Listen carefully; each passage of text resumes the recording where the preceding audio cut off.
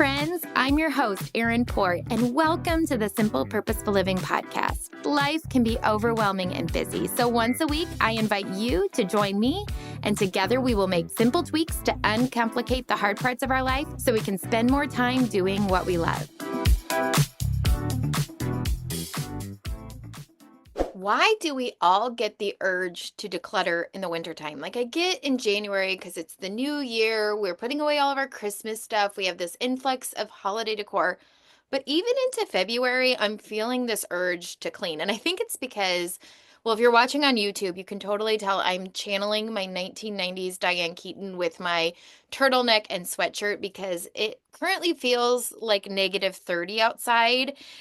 And I think it's because we're all living in our spaces hard, right? Our homes are working overtime, especially if you're in the Midwest, but everywhere has been impacted by winter weather. We have been in our homes. Everyone's in our homes. And so the walls start to feel like they're closing in. We're like reminded of all of our stuff. It's just staring at us, all of those sorts of things. Anyone ever feel that way? Or is it just me? I find myself wanting to tidy, organize, rearrange. I don't do that as much as I used to. But when the kids were littles, it was a joke that Scott would come home from work and our family room would be completely rearranged. And my daughters also got the genetic disposition because they'll be like, Dad, can you help me rearrange my room? I told him it's a very cheap form of self-expression. Like they just want to move their bed. Just let them. It's okay. It's fine. But I get that urge to do that this time of year. I just did a little bedroom refresh after being bedbound with pneumonia for a couple of weeks. But here's the thing, decluttering can feel really overwhelming when you think about tackling your entire house, right? Like I think about all the spaces in my house that technically, quote unquote, need to be decluttered, and it's threatens to stop me before I even stop. Like, where do you even start? I had a gal one time at a conference and she said, I want to. She was older. She was in her 60s. And she said, I don't want to burden my kids with all my stuff, but I truly don't know where to start. And I gave her some advice, and I'm going to give you the same advice here on the podcast in case you're feeling like her, like I want to make progress when it comes to decluttering, but I don't know where to start. I know that I need to. I know that I have too much stuff. We've talked previously on slowing the inflow, right? We're getting more intentional with that. But now I have this stuff in my house that's already come in. How do I get rid of it? All right. So, of course, I've already talked about this analogy, but I love it so much because you don't forget it. And that is when we're constantly taking things in, which is why I'm a firm proponent of you can't just declutter without slowing the inflow, but we're always bringing things into our home. And if we're not regularly taking things out, we're going to get constipated. Our houses are going to feel constipated. And if you've ever taken a lot of food in and you've not been able to go number 2, you feel bloated, you feel icky, you feel just yucky, right? Until you poop. It's my podcast, I'm just going to say it. But here's the thing.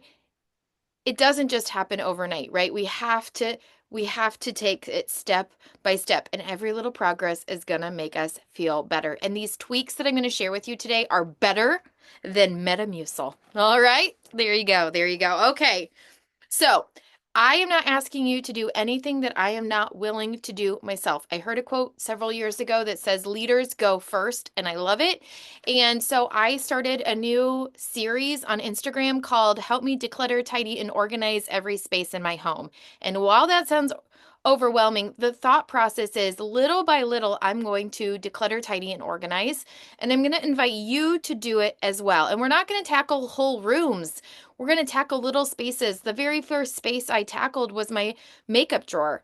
And that's because it was bugging me. It needed to be decluttered, tidied, and organized. And I thought, well, why not take you along to show you how I do it in bite-sized pieces that make an impact? Because let me tell you, the day after I decluttered, tidied, and organized my makeup drawer, it just made me smile. It made getting dressed and putting on my makeup 100 times easier, which is my goal, right? My goal around here is to share tiny tweaks that make your life 100 times easier. So if you're not following it on Instagram or TikTok or YouTube or Facebook, make sure you are and follow along for that series where I'm decluttering, tidying, and organizing every space in my home. And I don't know how long it's going to take, But my hope is it inspires and encourages you, because I know in order to elicit change, in order to inspire change in you, it's really easy for me to say, you should do this.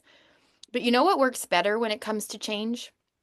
And I found this with my kids, even in my teaching career, is that if leaders go first, if I go first and I show you not only the process, but then the benefit, it's going to inspire you and encourage and motivate you. And that elusive motivation monkey that we're always trying to find, like, can I just get motivated to start, gets a lot easier when you see somebody else go first. So that's the goal with that. Okay, with that being said, the number one question I get when it comes to decluttering is, where do I start?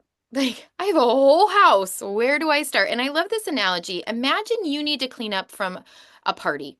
You had a party at your house. Imagine you clean up, and instead of grabbing a few plates and starting, you stand in the kitchen staring at the mess thinking, where do I start? Instead of trying to tackle it all at once, just pick up one plate, then another. Momentum is your friend. This is that same idea that I share a ton about online about why I make my bed, because it takes me under 2 minutes. It helps me to put my feet on the ground, stand up, and get moving with a very low threshold, a very small barrier to start. And that's always my recommendation to you. Start small and celebrate the win, because brain research says that that is a better motivator than trying to bite off more than you can chew, feeling like a failure. It's going to stop you in your tracks.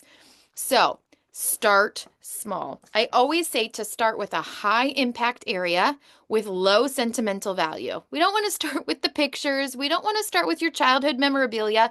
Full disclosure, the childhood memorabilia was the very last thing I ever decluttered in my entire decluttering journey. And it took Scott to help me and force me to do it. Full disclosure, it's just hard. That stuff's hard. So start with a high impact area, someplace you use all the time that you're going to notice and appreciate the benefit. So I did the bathroom. It just made the most sense. I'm in there all the time. And if you're not sure where to start, that's why I started this series. Just do what I do. Sometimes just being told. I was at my workout this morning and I lost track of time and I lost track of what I was supposed to be doing, and I go, quite honestly, I just want to be told. I don't want to have to make the decision. I'm making a million decisions as a busy woman. Sometimes just being told is helpful. So, if you want to follow along and do exactly what I do, you're going to make progress. Do that. Start small. Make the barrier to start so small. One plate when you're cleaning up your kitchen from a party, one drawer when you start to declutter your house. And little by little, that progress is going to add up. Are you tired of the tortoise and the hare analogy I use almost every single week on the podcast? But it's true, right? Little by little adds up and you'll win the race. Okay, so that's number one. Just start small. Number two, oh man, this one's hard. But what if I need it someday? All right, this, I get it. My husband, I love him, but he is a I might need this someday situation, right? And that's fine. We fear letting go of things because we might need them in the future. But let's be honest, 99.9% of the things we're never going to need again. Have there been a few things over the years of the thousands of items we've let go of? Yeah, maybe. But here's a story about the nebulizer. I've shared this before as well, but we have become such an independent society. When Quincy got sick with pneumonia, he needed a nebulizer. Nobody, no pharmacy, no medical supply place had a nebulizer for us. And Amazon wasn't going to be able to get it to us for 48 hours. I was freaking out. It did not even cross my mind that I could ask somebody to borrow it. That is how independent our culture has gotten. That is not the way it used to be. You'd go to your neighbor's house and you'd ask him for 2 eggs, a fourth cup of sugar, a stick of butter if you couldn't finish your recipe. But now, instead of asking a neighbor, we just run to the grocery store or we just provide it for ourselves. And this mindset of like, if I don't have it, could I borrow it from a friend? And it's not like we're mooching, because my guess is you would do the same for your neighbor, right? Like there's a time and a place. We have a neighbor. We call their garage the Magical Garage of Wonders. Reed's Magical Garage of Wonders. They're moving away. It's very sad, but that's neither here nor there. But I tell you, there have been so many times where I need like a really random thing, and I'll be like, "Hey, do you have a counter heat pad that warms things for a party?" Yep. I'd love to give it to you. She loves Reed and Jelly. They love to let us borrow things. And she's asked me for random things, and I've been able to offer it to them. Not nearly as often as they offer it to me, but it goes both ways. So if you, along the lines of, I might need this someday, can you borrow it from somebody should you need it someday? I think that's really helpful. Okay, so there's my 2 cents on that. Okay, this is another one that's really hard for me. I spent money on it. Or somebody else spent good money on it and they gifted it to me. So I had a couple of pans, very nice stainless steel pans. It was like a whole set. Okay, sets are hard. Sets are hard. My cousin just bought a whole Tupperware set from Costco, and I told her this, you don't have to keep it all. You don't. Like, if something doesn't work from the set, just let it go. Why is that hard for us? Like, no, I bought the set. I have to use every piece in the set. But I had this stainless steel cookware set. And I love the saucepan. I love the soup pan. I love it all. But I use my cast iron skillets. I have 3 different cast iron skillets, and that's what I tend to use for fry pans. I never used these stainless steel ones. They were harder to clean. I didn't love them. So I put them in a purgatory bin in the basement. So if you're like, same with, I might need this someday, here is a tiny tweak. Have a purgatory bin. And then after 3 months, if you have not opened the purgatory bin, do not open it. Do not open it because you're going to be like, oh, maybe I still need this. No, do not open it. You haven't thought about it, and then you're going to let go of it. If in that purgatory time, that time frame that you've allowed yourself, 3 months, 6 months, whatever it is, make it short, but also long, so you feel like you have time. If you haven't used it, let it go. I'm to that point with these fry pans, and I'm putting them in my donation pile, and somebody's going to really enjoy it and be blessed by them. And they're going to use them, and it's a better use of that than me holding on to them in my basement and I'm never using them. All right. So the other thing I want to say about spending good money on things is it taught us a lesson. And you might have even used it in a season. And that season has come and that season has go. I used those pans in a season and then I realized I prefer cast iron. So it served us. I got some money's worth out of it. That season is over and now I can pass it on. So not only did it teach us a lesson of what we like, and we can use that lesson for the slowing the inflow in the future. I'm not going to buy any more I'm not going to buy any more stainless steel pans because I prefer cast iron. Lesson learned. And now we move on. Life is all about lessons, and we hate to fail. And I think this sometimes makes us feel like we failed. But something my business coach has really helped me with is failure is not a bad thing. And it teaches us a lesson. And we take that lesson with us and we grow and we learn and we make better choices in the future. And it's all part of the process. So that's my thought on that. Okay. Here's the next one. Here's another tweak when it comes to decluttering. I need more storage. Okay. So when clutter piles up, we often think we need to go out and buy more storage solutions for our stuff. But what I want you to get in the mindset of thinking about is your storage bins are a boundary. They are a physical boundary. Your house is actually a physical boundary. The number of cabinets you have, the number of closets you have, that is how much space you have to work with. That is your boundary. So for example, I have a basket in our family room for blankets. That is the boundary I have set for the number of blankets we need to store for our family room. And if we get another blanket or we're gifted another blanket, well, does it fit in the basket? And if it doesn't, if it's overflowing and they're constantly falling out, then we need to get rid of a blanket. We don't need a bigger storage solution. We don't need another basket. We just need to get rid of something so it stays within the boundary. This works for our kids too. And I talked about this with the kids' art wall. Counter clutter or kids paper clutter just so easily becomes counter clutter. So a couple of years ago, I got these 3 bulletin boards and they're in our mudroom. The one on top is basically like my older kids. It's just basically like an art museum, things that they've had that I love that I want to remember. And then the bottom 2 are living, meaning my younger 2 are still bringing things home from school. They're still making a lot of art at home. And so it's their place to display their masterpieces. But that is their boundary. So when it gets full, we will pull it off together and we will sort it together. And I will say, what do you want to keep and put back on the wall? And what do you want to let go of? Making sure there's space for more things. And it's crazy. Kids can tell you what they want to keep and what they want to get rid of. And it's teaching them that We're not going to make a bigger art wall. This is the space you have. And so you have to make some decisions. Do you want to keep it or do you want to get rid of it?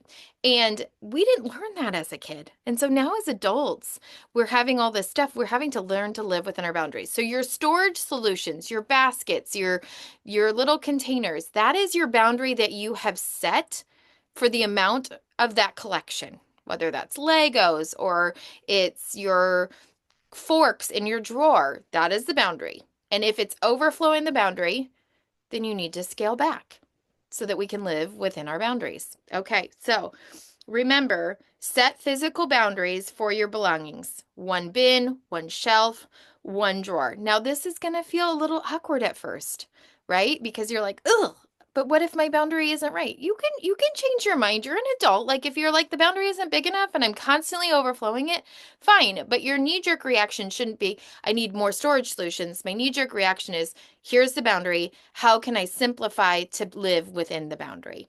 And so there's that. Okay, next one. Decluttering is too overwhelming. We kind of covered this at the beginning with just starting small. But I want to go back to small wins matter. Lowering the bar to start. That's why I started my decluttering series. I wanted to show you that small wins matter and they're going to propel you forward way faster than if you try to do a whole room or your whole house and you feel like a failure. Here's my big tweak with this. Set a timer for 15 minutes a day. My friend Elizabeth at Balancing Beams, this is her whole thing when it comes to decluttering. If you don't follow her, you should. Her and Paring Down are two of my favorite, very specifically decluttering accounts, but 15 minutes adds up a day. If you decluttered for 15 minutes every day, that's 7.5 hours a month. Think about how much you can get done with 7.5 hours just to declutter. And that's nearly 90 hours a year. You're going to make a dent in decluttering. 15 minutes a day. Some is better than none. Have you noticed that I use a lot of the same phrases over and over again? Like some is better than none because it's true. We have to get out of the all or nothing mindset. I just got a DM from a gal the other day and she said, I am a recovering all or nothing person.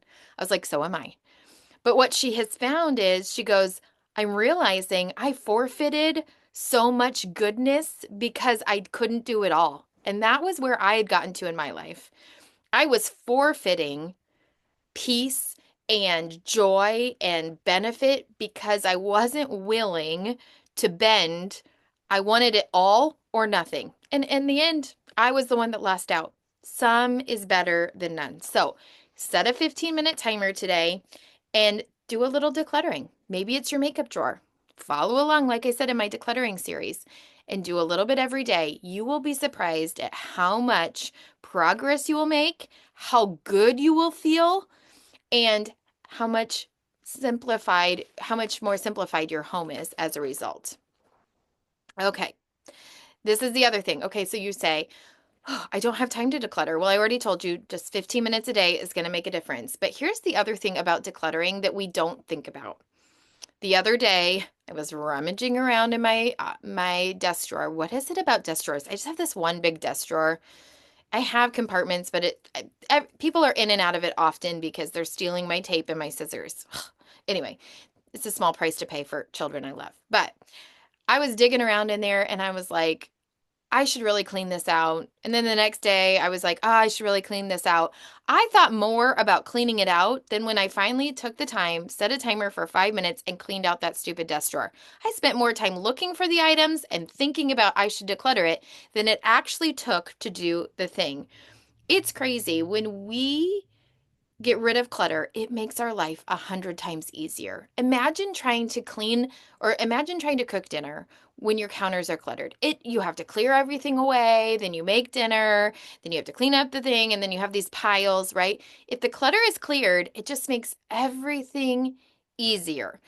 Decluttering actually makes you time back because you're not searching for things, you're not thinking about all the time that you have to do the item. It actually gives you time back. Set that 15-minute timer. And if you don't have 15 minutes, 5 minutes, you'll be surprised how much you can accomplish in one drawer, one little cabinet, one basket in 5 minutes. All right, next tweak I want you to make. go from everything has to be full. I'm maximalist. I'm just going to pack as much as I can in here to I'm leaving room for life. I know the Mona Lisa, the drama is she might be moving from the Louvre. If you didn't hear it, you heard it here. This is not a news podcast, but I did hear she might be moving back to her original location, wherever that was.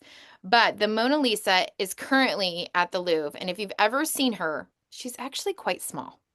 I always have pictured her to be much larger, but there she is in all of her glory. I want to say she's maybe 11 by 14. Maybe she's a little bit bigger, 16 by 20. But what makes it so special is she is the only thing on the wall. This huge, the ceilings have to be probably like 30 or 40 feet tall. It's a white wall, and there's the Mona Lisa.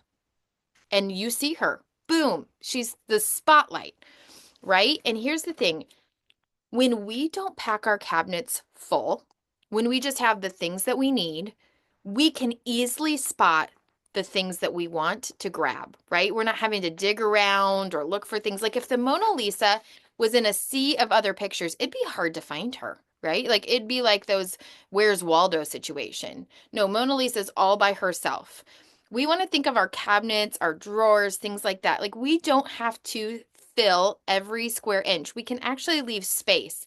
And that space allows our eyes an easier vantage point to see the things we need. So allow yourself the white space, just like the Mona Lisa. And always, always, the reason I called my decluttering my new series, Declutter, Tidy, Organize, is you always want to declutter first. I know that's kind of been around for a while, but think about it.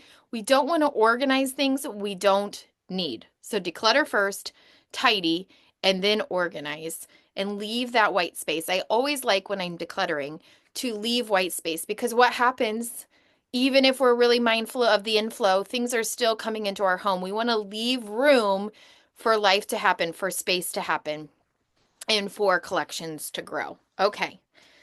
If your home feels stuffed, cluttered, or overwhelmed, know this: you don't have to tackle it all at once.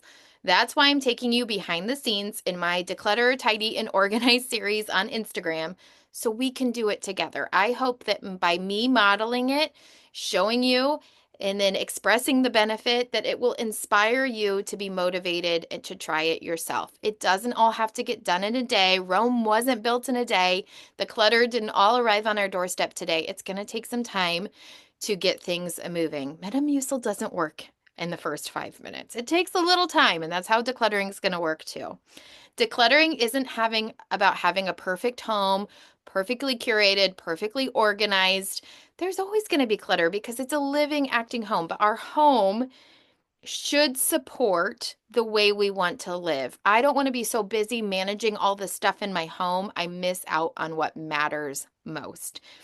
All right, so I hope that this thing is encouraging you. Follow along on my Declutter, Tidy, and Organize series. And remember, little bits will add up over time. Set that 15-minute timer, join me, and let's declutter our houses together before the spring comes. It's a reason to celebrate this winter. We're going to get things moving and shaking and grooving and all the things. All right, friends, your tweak of the week: set a 15-minute timer, follow along, join me as we declutter, tidy, and organize our homes so that it is a space that supports us and a respite from the outside world, a place we can relax, rest, and it just allows us to enjoy our life with our family and all the things that matter most. Remember, you don't have to overhaul your life. When one tiny tweak will do, follow along for more ways to make your life 100 times easier with one practical tweak. All right, friends, see you next week. If you liked this episode, it would mean so much if you'd share it with a friend or leave a quick rating and review so others can find our show. Until next time, you can find me at Simple Purposeful Living on Instagram and Facebook.